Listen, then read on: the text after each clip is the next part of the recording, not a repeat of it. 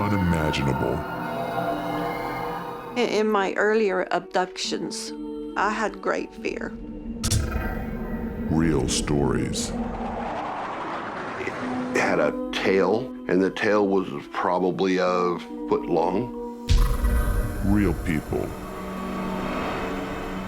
And then it came down through the trees like a ball, bouncing downstairs. First-hand accounts. We're incredible beings, and we aren't the only ones in the universe.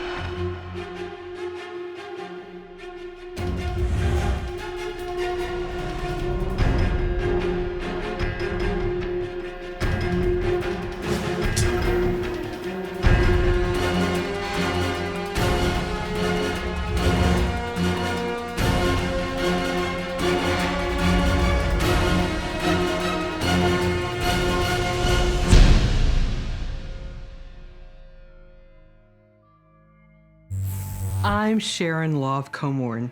I've come to the subject of non-human intelligent contact with humans through my lifetime of paranormal experiences, resulting in over 30 years of research and hundreds of interviews.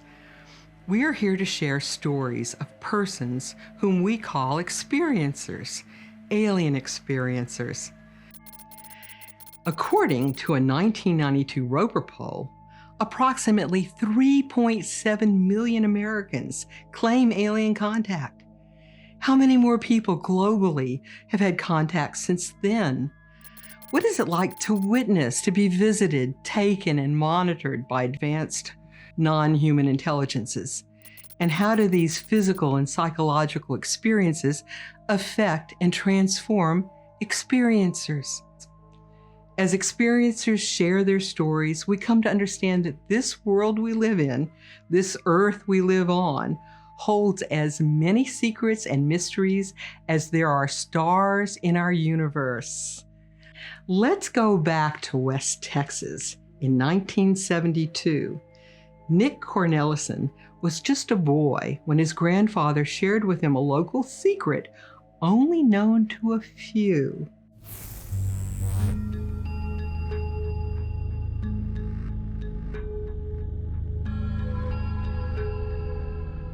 I was 7 years old when this happened to me.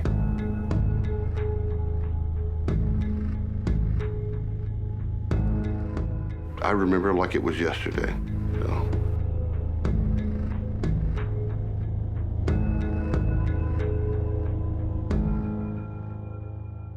The story happened in the summer of 1972.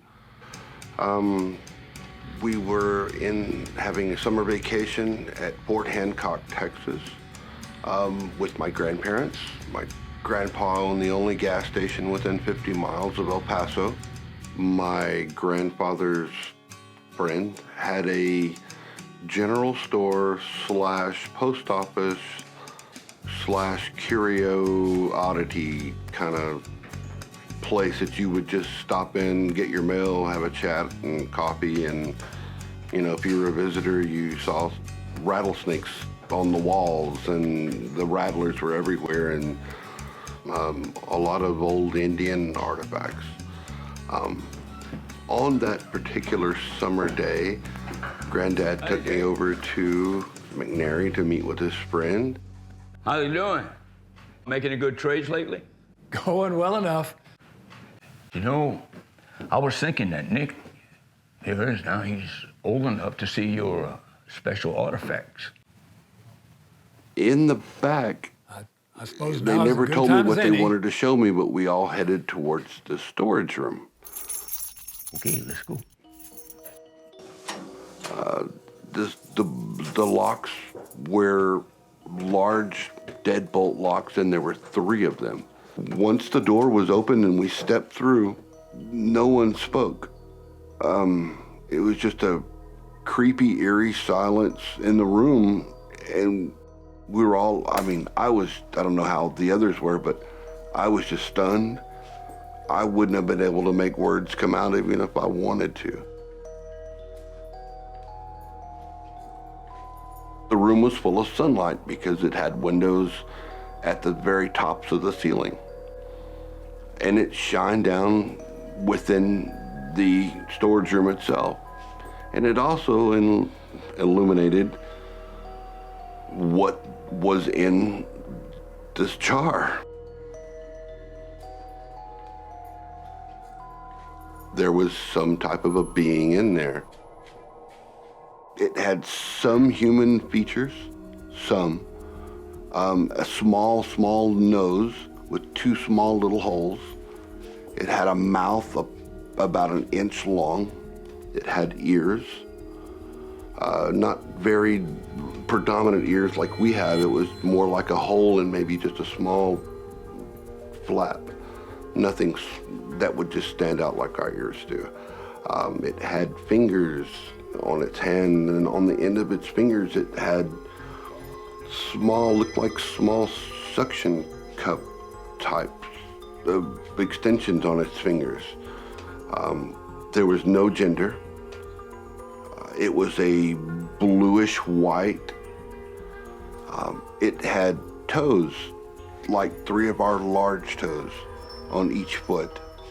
It had a tail, of all things, and the tail was probably a foot long.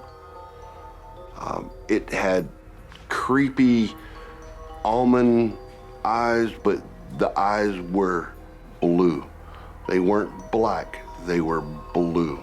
Like a crystal clear human kind of eyeball blue, but 4 or 5 times larger. It's my understanding, the way Grandpa told us, that he traded, the fella traded a pocket knife to an Indian out, and the Indian had found it in the desert. I don't know exactly where. It could be West Texas, New Mexico, Mexico. I don't know. But you remember that this is a secret. You can't tell nobody, you hear? He always told me never talk about it, because if the word gets out, they'll come and get it. And I mean they, the government. It was just a very creepy incident when it happened. I just, I think about it and I know it was just like it was yesterday. That's how I see it in my mind. And me and Grandpa never really even talked about it afterwards, because I had a couple of questions, but he couldn't answer them. He didn't know, It just made me more inquisitive to what the future holds. Maybe one day we'll know where it came from or where it went, because I'm sure it's not there now.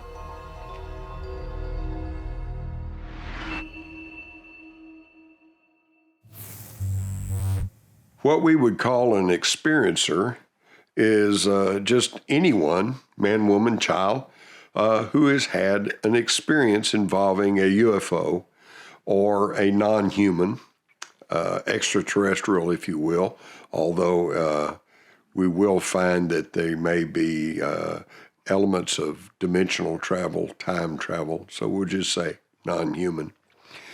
And that actually, our attitudes and our view of that has changed dramatically over the years. I know as a young man in the 50s, the burning question was about UFOs, or flying saucers as they were called then. Do they come from Mars or do they come from Venus? And then through the 60s and into the 70s, we got a little more sophisticated, and the question became, do they come from Alpha Centauri or Zeta Reticuli 4? And today, we've even gotten more sophisticated, and now the question is, do they come from another planet, another solar system, another galaxy, another dimension, another time? And I think the answer is yes, all of the above.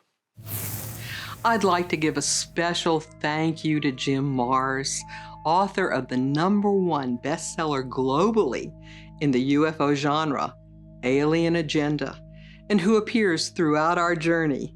Jim has moved to the next realm, but we feel his spirit with us as we continue our exploration. With regard to Nick's story, was this just the remembrance of a little boy's imagination? We did some research and found a corroborating witness to the small country store and the many curiosities it held. To where the alien being Nick saw disappeared, we may never know. On March 13, 1997, Eric Robinson witnessed one of the largest public UFO sightings in North American history, the Phoenix Lights event, witnessed by thousands of persons in the Phoenix, Arizona area.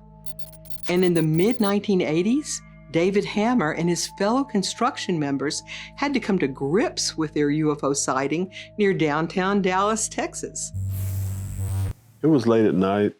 I remember looking up and trying to determine what kind of thing I was seeing there and trying to see an outline of this craft. Your mind, when it sees something that it doesn't identify it, you try to make sense of what you're looking at. The lights are in a perfect formation, not a straight line, but at maybe a slight V shape or an arc that told me that this was one single craft. Well, it's bigger than anything that I had ever seen, that you could ever imagine would even be in the sky. Just a tremendous aircraft. And you wonder how it's even up there, because it was traveling at such a slow speed. You would expect that a giant craft like that would make a lot of noise with a lot of engines and everything, but no, there was not any noise or big sound coming from this. And we watched it for several minutes until it disappeared behind the hills or the mountains.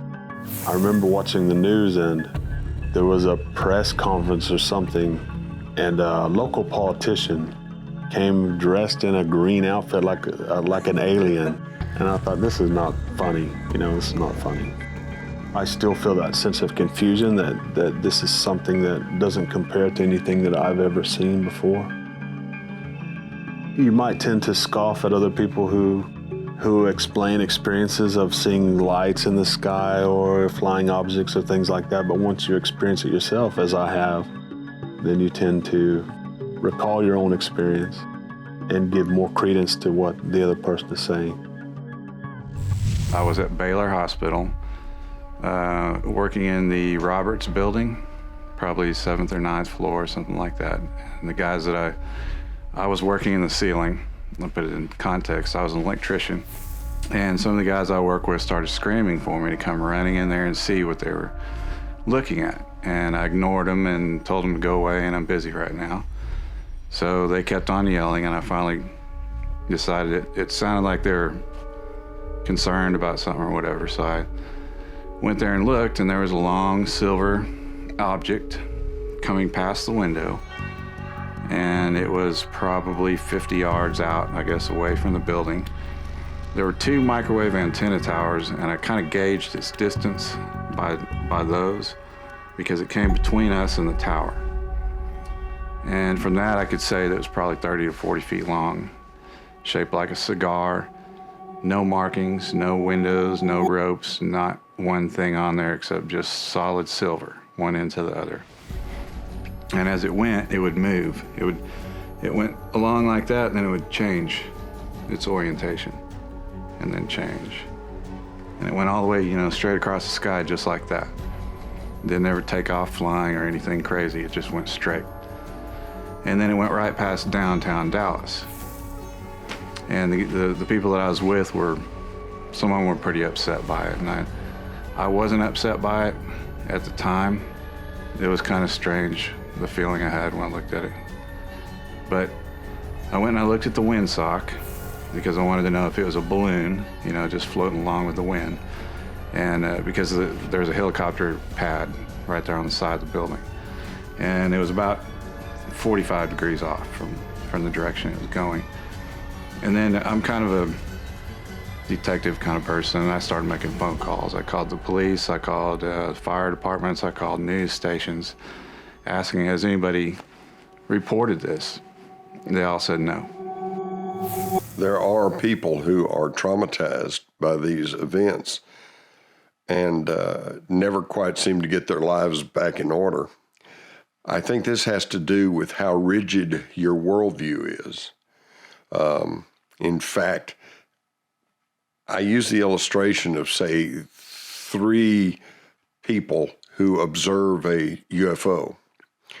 One of them is a very young person and does not have an established worldview to speak of, and this person would probably give you a pretty straightforward account. Yeah, I saw it was about 50 feet wide, and, it looked like this, had 4 portholes, and, they got a very definite description of what they saw.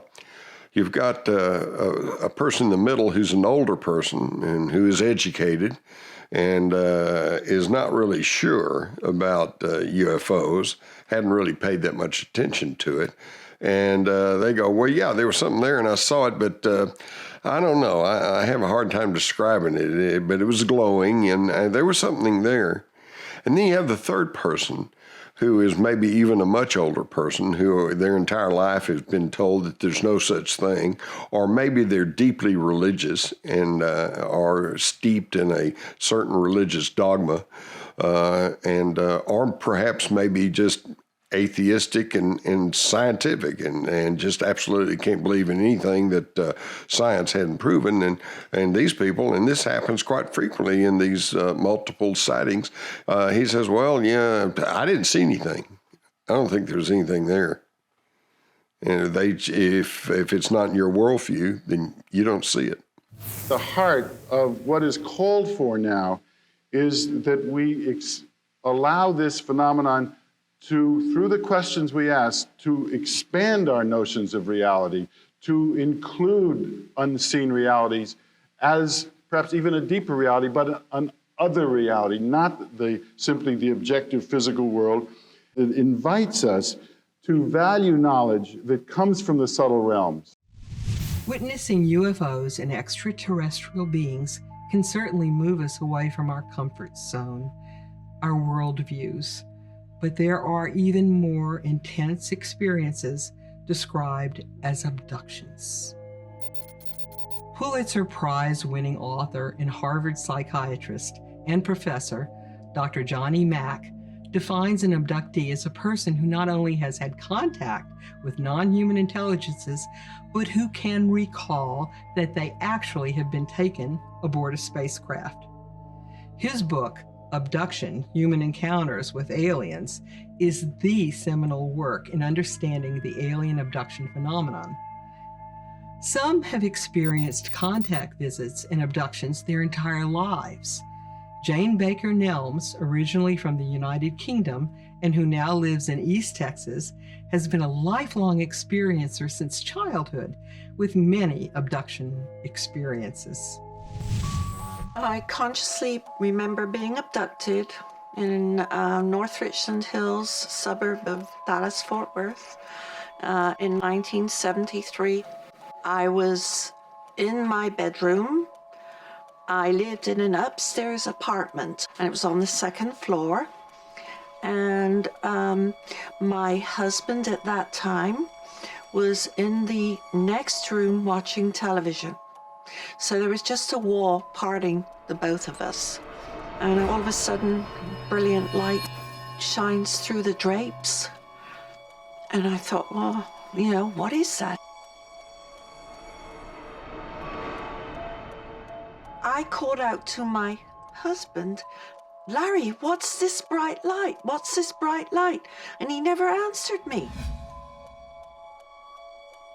And I went to the window and pulled the drape aside, and I was surrounded by 5 little beings. And this voice, which was very monotoned, said to me, Jane, it is your time to come. That's all this thing said. And I said, you're not going anywhere. And the next thing I know, I was on a very cold, thin metal table. The being that spoke to me, the taller being, was at the end of the table. But I felt comforting that it was there. But the others were around me were different. And the one that operated on me or took my eggs that I think he took was totally different again. I call him the Surgeon General because he acted like a surgeon, and he had scaly skin and a really long, elongated face. And again, real almond-shaped eyes and a flat nose with little holes. And his skin was grayish green. And he was all business, like this. And he was, I know that this sounds really weird, but I know he was the surgeon, or the medical part of it. The next thing I know, I'm back in my bed with my knees up under my chin, shaking like this, and feeling so disoriented. Then my husband, he came into the room and said, "What bright light? What are you talking about?" And I looked up and the clock was like an hour and a half later. I interviewed an experiencer who had been having these experiences since a teenager.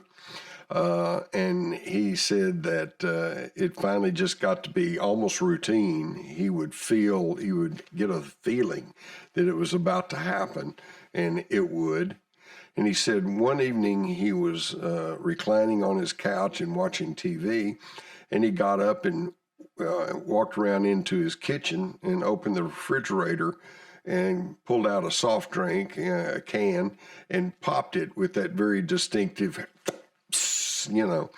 came back, laid back on his divan, got the feeling like, uh-oh, they're coming. It's going to happen again.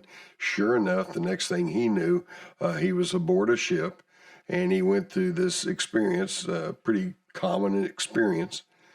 The next thing he knew, he was back on his divan with the TV still going, and he heard someone in his kitchen open the refrigerator door. And he heard the pop fizz of someone opening a can. And he looked up and he saw a figure coming around into the living room. And the way he explained it to me was, in just the split second it took for him to realize, hey, that's me. I'm looking at myself. The figure just dissipated and went away. So this indicates that he had been brought back, just a few seconds too soon. And he actually encountered himself in a different time frame. We know there is an element of time displacement that occurs in these experiences because so many people say, well, I saw the UFO at 6 o'clock and I immediately drove home and it was 7 o'clock, but I only live 30 minutes away. So there's missing time there.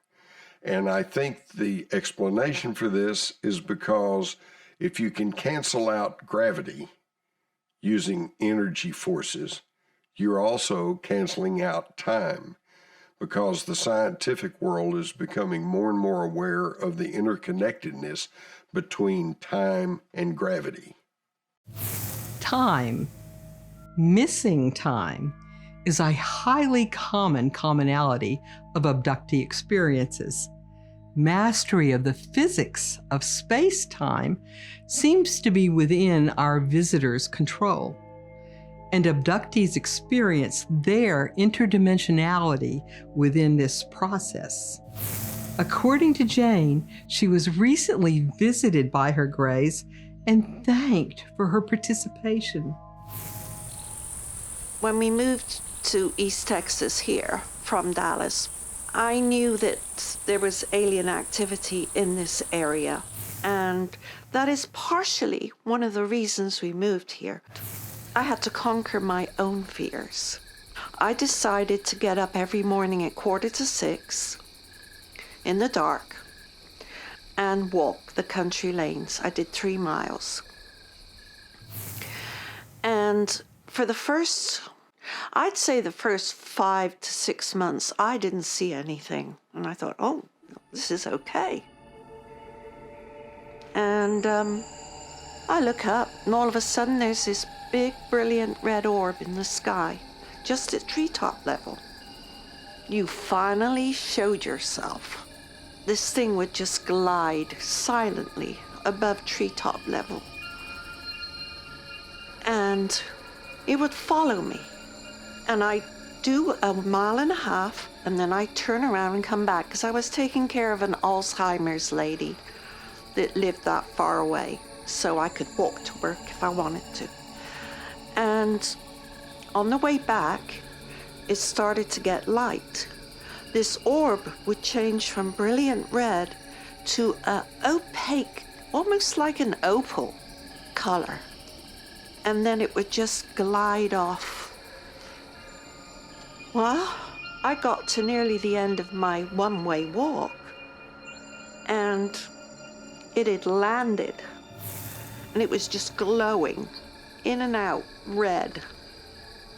And it shot straight up in the air, and it zoomed straight towards us.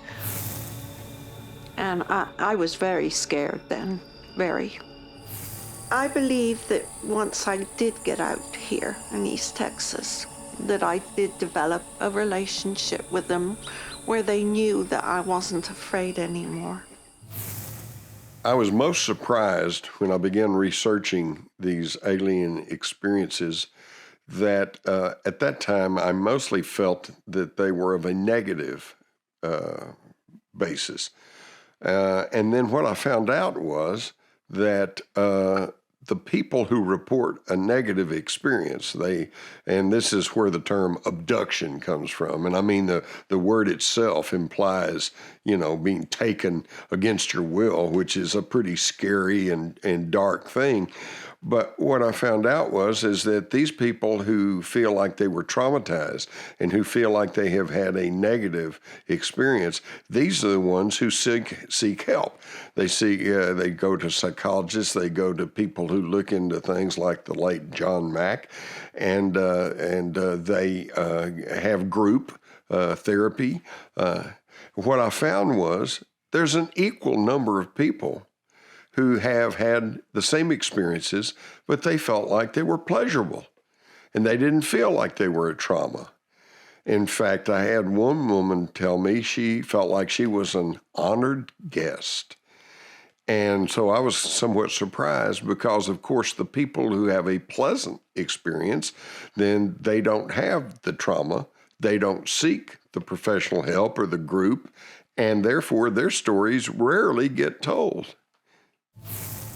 If an experiencer needs help, where does one turn? Fortunately, there are therapists who specialize in just this subject, and they are a non-judgmental lifeline to those who are suffering.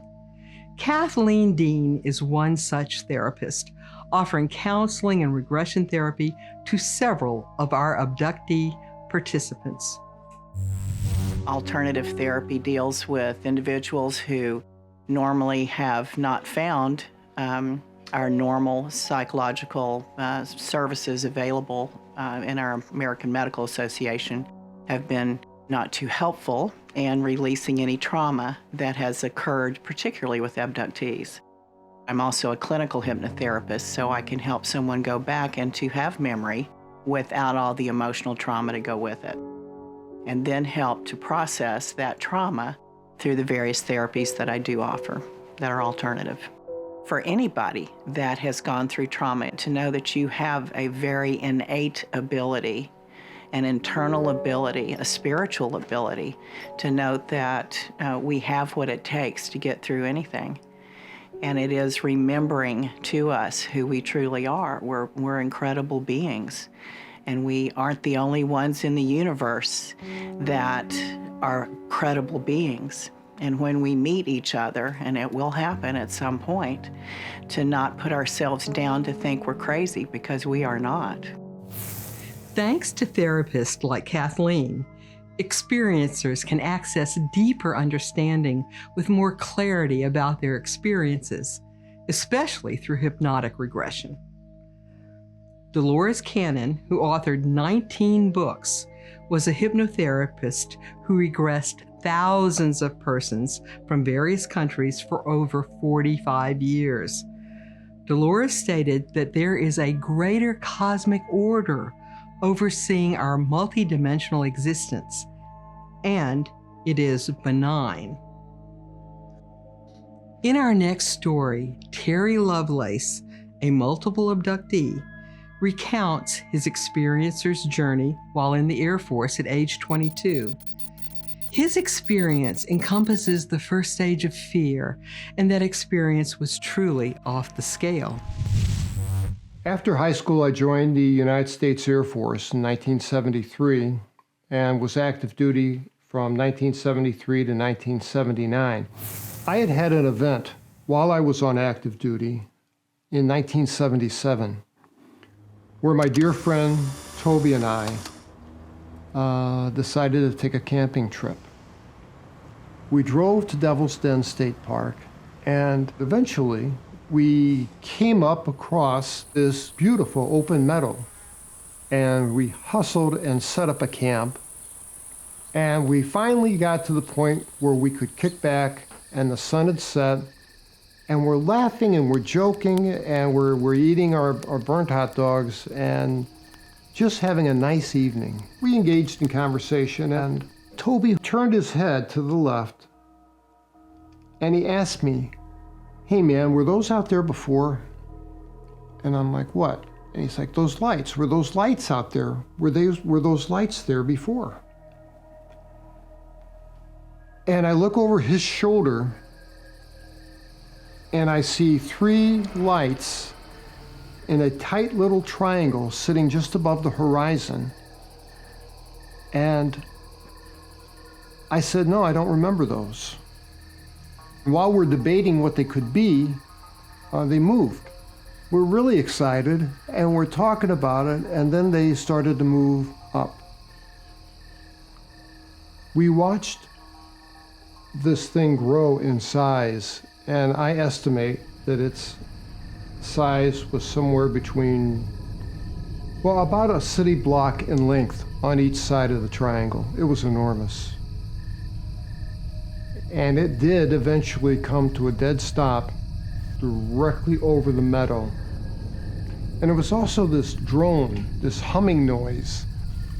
And from underneath this thing, this beam of light came and landed square in our campfire. So the beam of light is in the middle of our campfire for maybe 60 seconds. And then just like it turned on, like someone flipped a switch, it was gone.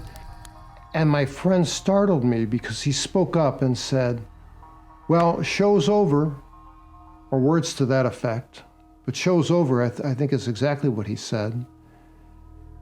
And he grabbed the corner of his air mattress and he walked over to the tent, pulled back the flap and threw his air mattress in, and he kind of ducked down and dove into the tent, fully clothed, and fell on top of the inflatable air mattress and was out.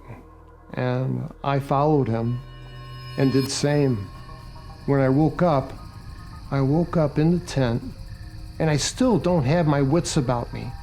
I see Toby is on his knees looking out. I struggle to my knees because I'm in pain. I'm hurt all over. And in conversational tone and volume, I asked Toby, I'm like, "Toby, what is it, man? Is it park rangers?" And he's like, "Shh, be quiet, they're still out there." And I'm like, "Toby, who is still out there?" And I got to my knees and I nudged him over to the left, and I pulled back my flap of the tent so I could stare out into the meadow. And I look out into the meadow, I see this giant thing, and then I notice that there are about a dozen, maybe 15 of these tall beings. And yet I don't fully have grasp of what's going on. I don't have my wits fully about me yet. And I'm talking in a whisper, and I'm like, "Toby, what the hell are these kids doing out here in this meadow in the middle of the night?" And in between sobs, he catches his breath and he says, "Terry, man, those ain't no little kids. They took us and they hurt us. Don't you remember? They hurt you too." And then I remembered. And then all of that disinterest, all of that apathy that I'd felt before was gone. We watched this thing take off. And when I say take off, I don't mean that it, shot off like a rocket, nothing of the sort. It lifted off about like a hot air balloon. And I recall that we, as quietly as we could, rolled over on our backs and we watched it rise into the sky. And as it gained altitude, it also gained speed. And we saw it until it was 3 dots of light and then a single dot of light and then poof, and it was gone.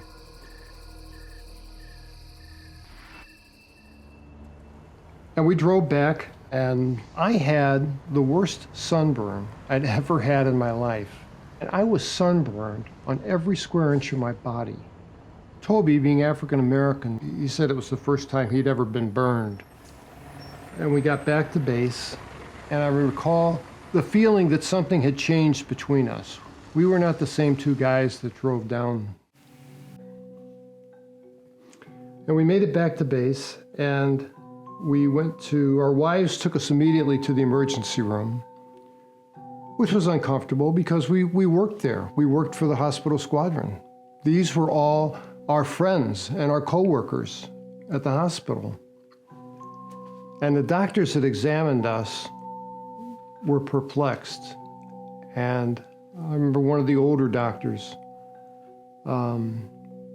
asking me, what did you guys get into? And I think that, I'm living on a base with enough plutonium to exterminate all of Eastern Europe. So I think for that reason, our injuries got a little more scrutiny than just an average sunburn. My night nurse came in to give me some medication. And 2 guys in blue business suits, followed her into the room. One was about 50, one was about 30. The older guy was a major and the younger guy was a captain. And the major starts off, "The doctors have asked us to talk to you. They want to find out how you and your buddy got so sick." And he says, "Son, I want to know why you left your little campsite down there." I stuck to my story, which was true, that we woke up sick as dogs and we came back home. And finally he left. I was home for a couple of weeks, and I was called by the commanding officer and told that the OSI wanted to see me.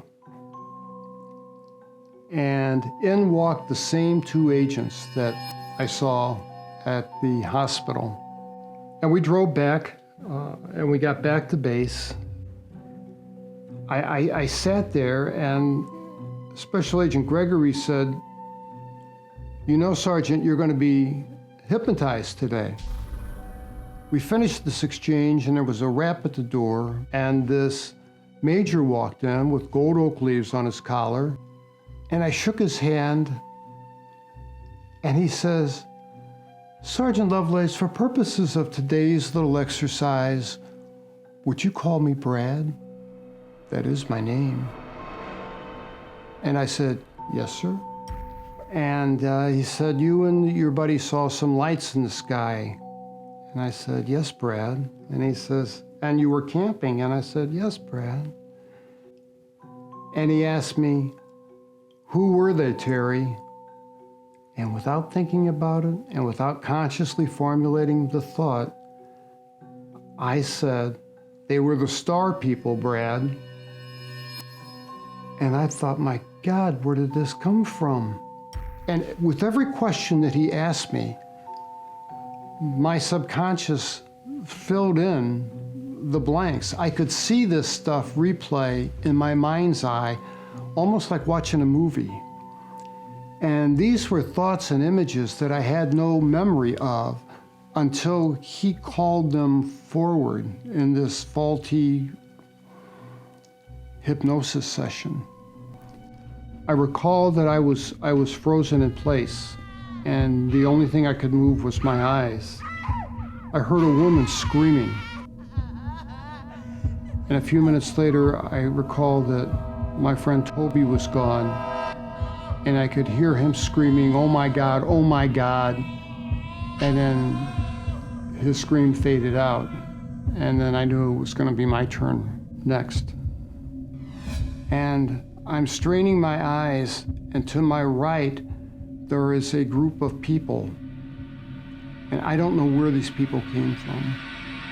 Somewhere between 20 and 50 people are standing in line like Toby and I were, but they were off to the right, and they're all crying. And I can see tears running down their face. And like us, they can't move anything except their eyes. And their eyes are darting all over, looking around. The little gray guys walked me, carried me somehow, transported me into this white domed ceiling room. And I recall that I was stiff as a board, and they lay me down on this table, and recall that it was warm, and I was expecting it to be cold. And I thought it's warm because of all the bodies that had been there before me. They did something to my chest, and they're doing something to my lower back that hurt like hell. And I'm screaming. And there's this tall praying mantis insectoid-like thing at the foot of where I was laying, this table I was on. I'd say the thing was 7 foot tall. And I heard it clearly in my head. I mean, as any spoken word, I heard this thing clearly say, "Why are you screaming? You know we don't hurt you. You know we take you back. Stop screaming." And it tapped me on top of the head, and I was out. So we got to the end, and he asked me, he said, the hypnotist said, "Terry, have you told these two agents the full truth about what happened?" And I said, "Yes, Brad," very deliberately. I told them the whole truth. And I could feel my heart pounding in my chest. And he said, "That's very good, Terry." For all the horror that we went through, I'm not sure now that they were actually malicious. I don't think so. I don't think they were benevolent, but I don't feel malice, and no malice toward them. I'm at peace with it now.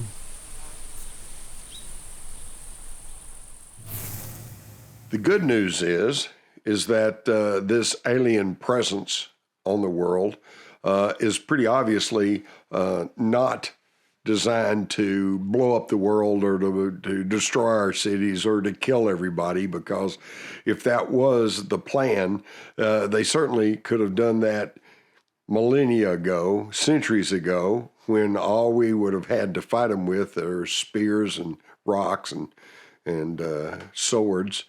But no, it's not reasonable to think that they would wait until we have space flight and laser technology and space platforms and then try to attack us. So I don't think you have to worry about a war of the worlds as portrayed in so many movies. So that leads to the real question about, okay, then what is it that they want with the Earth? Are we just something to look at and observe and maybe provide some humor? or do we have resources on this world that they would like to get their hands on some way or another? Are they benevolent? Are they trying to perhaps kick us up the evolutionary ladder so that we won't blow ourselves up? And there is some evidence for that, because there is now whistleblowers who have said that going back into the 60s, that UFOs were seen around some of our nuclear missile installations and that they were jamming the launch codes. And of course, to the military minds of that era, they thought this was hostile. Well, they're messing with our launch codes. But I think a more benign view of that would be maybe they were preventing us from killing ourselves. So it's all an interesting and fascinating topic. Intention, the ultimate question. Yet, Terry's feelings about his violent abduction at age 22 certainly shows a pushing through the fear stage to be able to arrive at his assessment of his abductor's non-malignant intentions. Using the eloquent statement that Jim Mars made earlier, Terry now has become an honored guest. Our next story takes us into the mind of a child witnessing UFOs and ETs and being abducted at 4 years old and later at 10. Jim grew up in military housing adjacent to Wright-Patterson Air Force Base in Ohio, where he relates a neighborhood UFO sighting when he was 10 years of age, and later a glimpse of a hypnotic regression of Jim's and a life-changing event which ensued. In 1960, when I was 4 years old, late at night I woke up and I went to the living room couch. And I was just looking out the window, and I know I see something. It's a flying saucer right out my window, right across the street.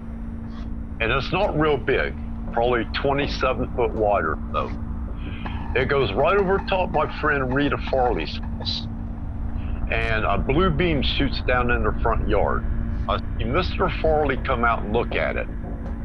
He hollers, he says, "Hey honey, come here and look at this." Well, I see Mrs. Farley come out and look at it.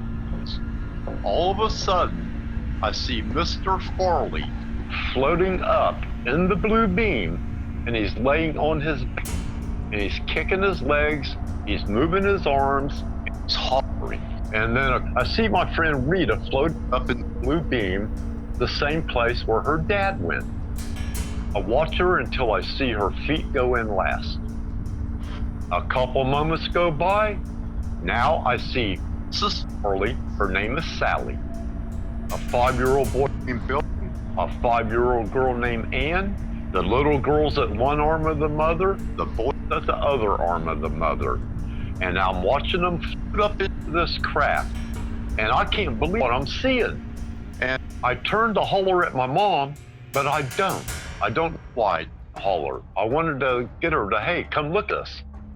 And the next day, a neighbor lady came over, and she come busting in the door and told my mom that all the Farleys are gone.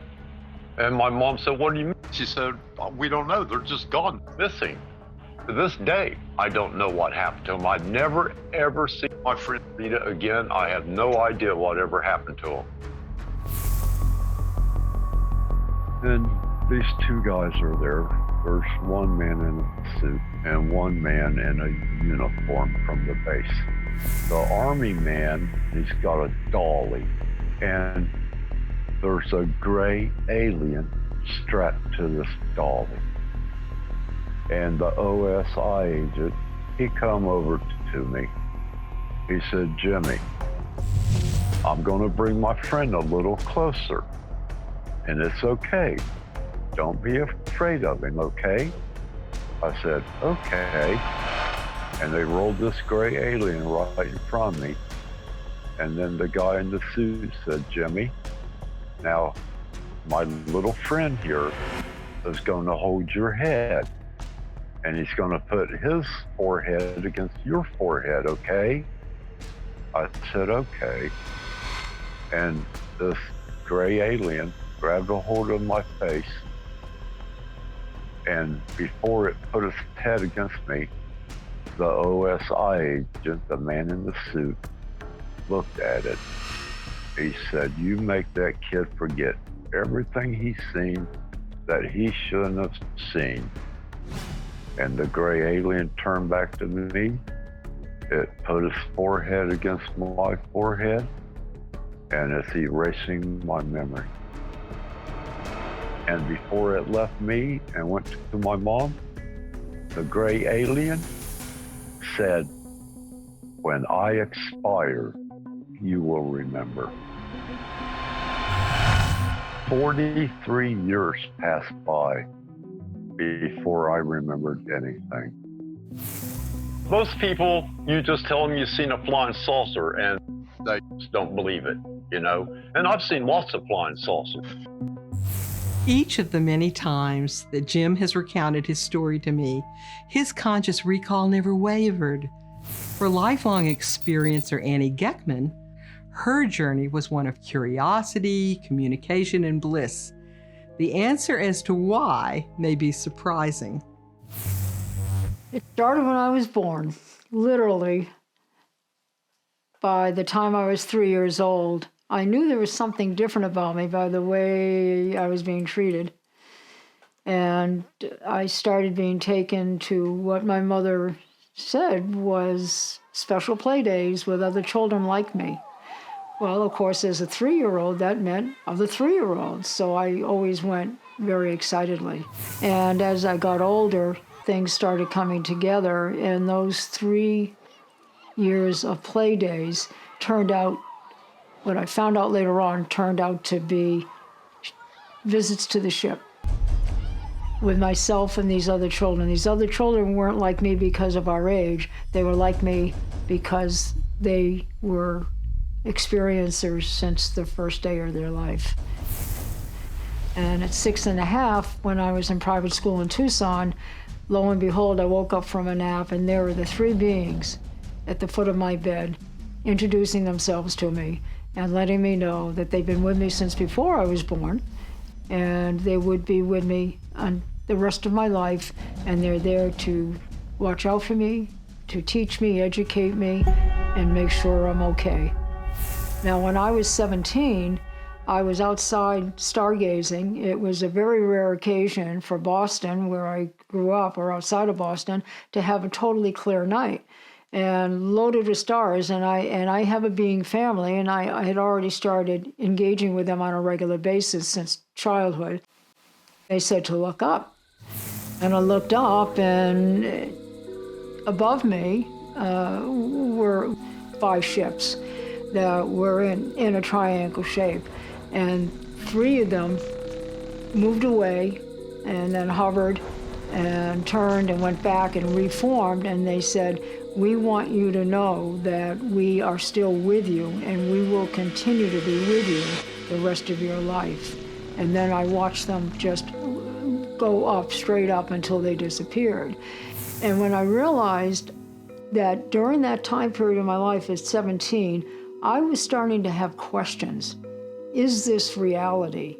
Is this my reality in terms of what I'm involved in here with having a being's family that were always with me and guiding me and engaging with me in every way possible? And that was why they came and said to me, "Yes, this is real, and we are still with you, and we will continue to be with you." And I've never questioned it since. When I start referring to my being's family, I'm talking about my being's family in the part of my life that is not of this earth. So I have my earth family, and I have my being's family. My parents, I never ever spoke a word to my parents. They're both gone now. But even at that time, I don't believe my mother ever realized that she was abducted. And she was abducted when she was pregnant with me. And that's when a lot of things happened that make me what I am today. My dad, on the other hand, from what I understand, is there had been a program between ETs and the government at that time. And whatever encouraged it, or for whatever reasons, he had agreed to participate.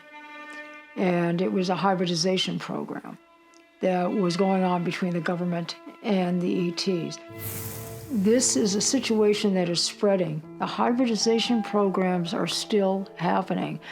Whether they're through the government or not, they are still going on, and it is becoming more and more prevalent.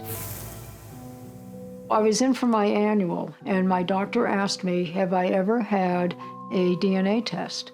And I said, no. She said, would you like to do it? And I said, yeah, I think that would be fun. So we went ahead and drew the blood, and she called me back in when the lab work came back, and she said, we've got a little bit of a problem here. And I said, oh, okay, what's the problem? So she said, well, they're having trouble identifying your DNA, but it looks like there may be some cancer in your blood. But for some reason, they can't identify the type of cancer. And every month, it was no longer about cancer. They just couldn't read my DNA. This is my life. I don't speak on behalf of other people that tell you that they are experiencers. I'm more than an experiencer. And it's taken me so much of my life to embrace it. I've always been appreciative of it. I understood it. But I keep learning to this day more and more, not just about me, but about my beings family who are watching over me. And yes, I know who they are and where they come from. And I am a part of them. Annie's story continues as she has made contact with people who, as children in the Boston area, participated in the same play dates as her own. She is researching their shared experiences, as well as investigating DNA laboratories with regard to her particular circumstances. So, we must pose the question, are all of these people suffering from some form of mental aberration, a psychosis, or other abnormality? A practicing psychiatrist since 1979, Dr. Robert Schwartz shares his thoughts on alien abductions and our particular abductees' experiences. In the back of my mind, I was always curious about whether extraterrestrials are real, UFOs are real, and those sorts of things, I suspect. But I didn't spend a lot of time on it until I ran across John Mack's book on abduction. I started somewhere around 8 years ago or so asking patients in their initial interview. I asked them about, have you had any unusual experiences? You ever seen UFOs? You ever seen orbs, ghosts? You believe in these things? You believe in UFOs? They think they visited the planet. Because I was open about this, they started telling me things. I've had numerous people tell me about seeing UFOs, and now I've ended up with 5 patients that didn't come to me for this reason who've had experiences with extraterrestrials. I was shocked because I didn't expect to see that many people in my practice. I've personally talked to Terry Lovelace and Annie Geckman at some length. I'm impressed about their stories. I don't see any evidence they're delusional or deluded or that they're making these stories up. I don't see they have anything to gain. I've also talked to Jim Wittenberger and Jane Nelms, and likewise I'm very impressed with their stories. I don't see any evidence that these people have any significant psychiatric problems. I do think there's some degree of trauma to various degrees in each of their stories. Other than giving them a trauma disorder, I would not give them any other diagnoses as far as I'm concerned. One exception would be Annie Geckman's story. She believes she's been taken and doesn't like the word abduction because she has such fond feelings towards the Arcturians. There's a lot of variety of experiences aboard these craft from everything I'm reading and also what I'm learning from my patients. I think the whole subject of alien abduction is still hard to accept for psychiatry as a whole and for lots of people. You know, we as human beings use denial. We use denial to not face the fact that we're all going to die someday. That same denial is what we're using for this whole extraterrestrial stuff as well as abduction. I think if psychiatrists, once they open up to this and accept it, then they'll start asking their patients about it. We're not supposed to be judgmental. We're not supposed to be dogmatic in our beliefs and think we have all the answers. The science that we've been taught, there's something beyond it. As governments advance towards more transparency and less stigmatization about UFOs and alien abduction, other professions have been slow to follow. We thank Dr. Schwartz for bravely coming forward. Former U.S. astronaut Dr. Edgar Mitchell and Raniero Hernandez, with other esteemed colleagues, published the FREE UFO Experiencer Research Study in their book Beyond UFOs in 2018. In their study, initially 37% of experiencers viewed their experiences as highly negative.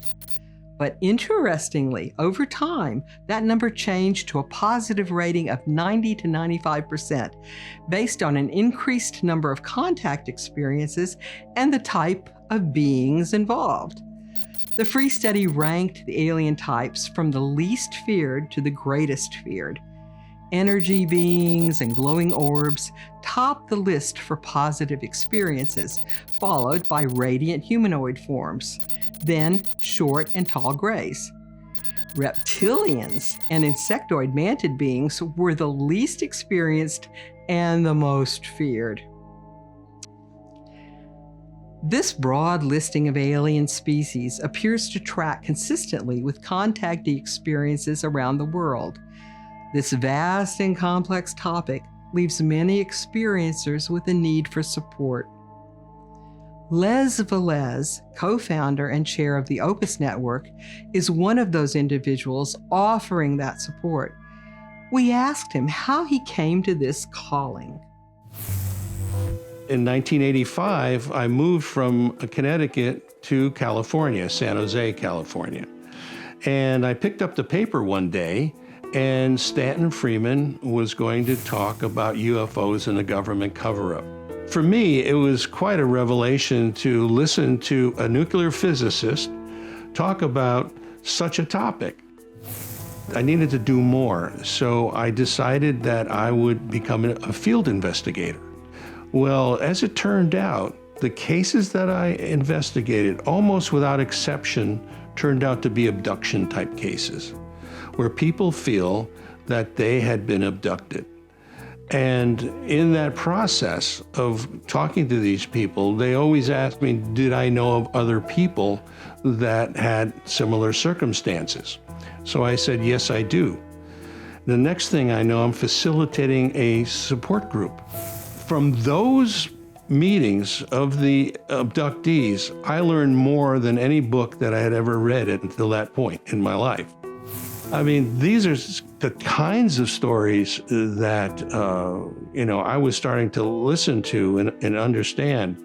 And the support group meetings that were going on, to me, proved to be very beneficial, not only to me as far as my knowledge base, but also to these people to understand that they're not alone, that they have had an experience that other people have also had. We came up with the idea of starting a nonprofit organization, which I came up with the name OPUS, the Organization for Paranormal Understanding and Support. The mission is to help people having paranormal experiences. We'll listen to anybody. We're not judgmental. And it almost feels like there's some benevolent force saying, you need to do this. You got to be here to do this to help these people. And the fact is that, do we have the answers? I don't know. I don't think we have all the answers. Are we dealing with interdimensional beings? Are we dealing with extraterrestrials? Are we dealing with time travelers? Or are we dealing with the military? Or all the above, which I think is probably the case. We've heard a variety of stories, from witnessing alien artifacts, violent abductions, experimentation, hybridization, and DNA modification. Are these non-human intelligences gardeners, custodians, studying, collecting, and manipulating humans and human material in the same way we might collect seeds and plants for our seed banks? Obviously, being the charming, funny, intimate, and warm beings we are, who wouldn't want part of us? Nick Pope, formerly with the Ministry of Defense of the United Kingdom, touches on this and other ideas. The recent claims from Israeli space scientist Haim Eshed are extraordinary. It's almost as if everything that the UFO community and sometimes the science fiction community believed about this subject is true. Bases on Mars, pacts between extraterrestrials and humans. Well, I don't know what to make of this, but Haim Eshed is who he says he is, and he did what he said he did. So when a senior establishment figure like this speaks out, one should pay attention. And it's also important to note he's not speaking in isolation. There are many other people at senior level in government, military, the intelligence community saying similar things. So this is an extremely important revelation. If we're being visited by extraterrestrials, there's clearly a lot of speculation about the alien agenda, and many people believe it revolves around abductions and perhaps some sort of hybridization campaign. All we can really say is that some elements of what the abductees and experiencers report look like they might involve some sort of medical procedures, sampling of genetic materials, etc. But we can only ever come at this from our own perspective, so really anthropocentrism is a big problem here.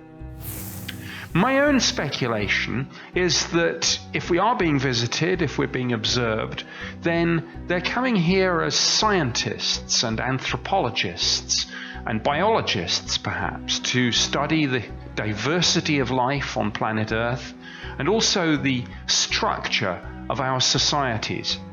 To truly ancient, advanced civilizations, newly emerging civilizations like us might just be the last interesting thing in the universe. In closing, our thoughts are that ever since mankind acquired the power of reason and self-awareness, we have sought to understand our place in the universe, our identity in the environment we call life. The late Dr. Leo Sprinkle once told me a story where during an abductee's hypnotic regression, the abductee asked her particular alien abductors if they believed in God. Their answer was, "He is the same to us as he is to you."